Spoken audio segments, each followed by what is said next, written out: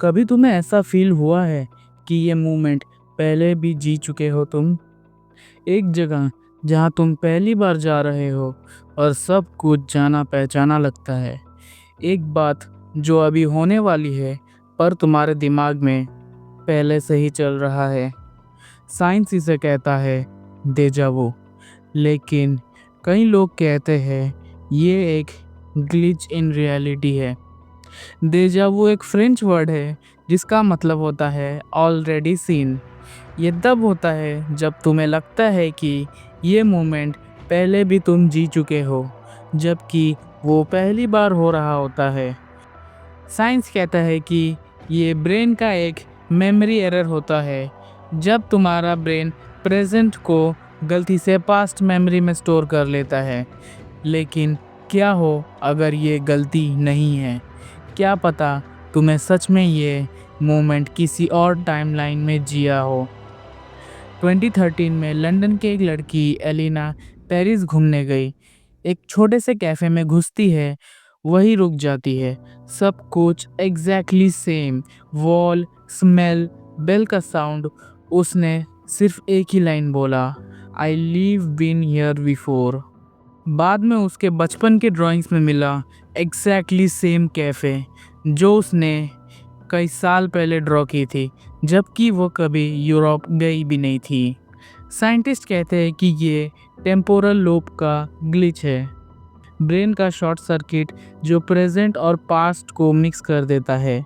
पर paranormal researchers कहते हैं ये प्रूफ है पैरेलल टाइमलाइंस का, जहां तुम ऑलरेडी एक और लाइफ जी रहे हो और तुम्हारा सोल उस वर्जन की मेमोरी को याद कर रहा है। कुछ लोग तो ये भी कहते हैं डेजा वू तब होता है जब तुम्हारा एक और पैरेलल यूनिवर्स कुछ सेकंड के लिए ओवरलैप करता है। 2017 मुंबई, रितेश 14 साल का एक बच्चा, वो कहता है कि उसने 7 दिन तक लगातार सेम सपना देखा। सपने में देखता है कि वह स्कूल के कॉरिडोर में चल रहा है, बेल बजती है और उसका फ्रेंड बालकनी से गिर जाता है। 8th डे वही सेम सीन रियल में हुआ, सेम कॉरिडोर, सेम बेल और और वो सेम सच्चाई जो उसने सपने में देखा। सबने बोला ये तो बस एक कोइंसिडेंस है, पर रितेश ने सिर्फ इतना कहा, मुझे पता था ये होने वाला है, मैं ये पल पहले भी जी चुका हूँ। पर कई लोग ये मानते हैं कि डेजा वू हमारे ड्रीम्स से बहुत ही ज़्यादा कनेक्टेड है। डेजा वू हमें उस चीज़ से रूबरू कराता है जिसे हम पहले भी सपने में देख चुके हैं। इसलिए जब भी हम उस सपने वाली चीज़ को रियल लाइफ में जी रहे होते हैं, तब हमारे सबकॉन्शियस माइंड में ये चल रहा होता है कि ये तो पहले भी मैं जी चुका हूँ। एक्सपर्ट्स कहते हैं डेजा वू तब होता है जब ब्रेन एक मोमेंट को 2 बार प्रोसेस करता है, एक बार सबकॉन्शियस माइंड पर, फिर कॉन्शियसली। इसलिए लगता है जैसे रिपीट हो रहा है सब कुछ।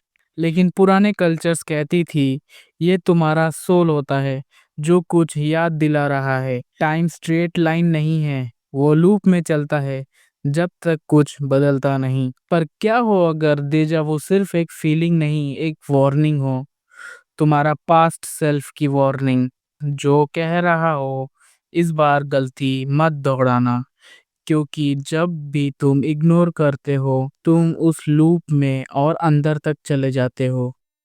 और शायद इसलिए कभी-कभी रात में तुम अचानक उठ जाते हो और ऐसा फील करते हो कि तुम तो बस मरते-मरते बचे।